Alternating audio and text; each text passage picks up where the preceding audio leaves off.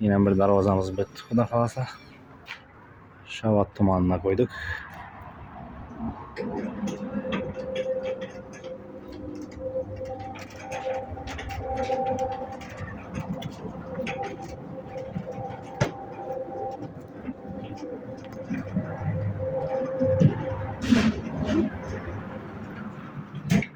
Yine dostlar akkuratni. Şu girişte giyenlerden hiç qanday birovni bir şey aytib, turib uydagilarni ya o'zingiz mashinadan tushib bilmaysiz. Doğru gelish bilan pultni bosasiz, yurib ketaverasiz. Ses semer yok. Akkuratni tashqaridan qo'yib berdik mana do'stlar.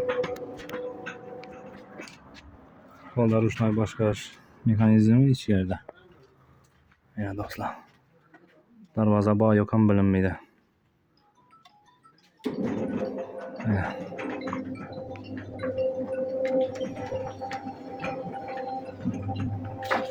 Shunday xizmatlar kerak bo'lsa murojaat etaverasizlar. Pastda telefon nomerlarini qoldiramiz.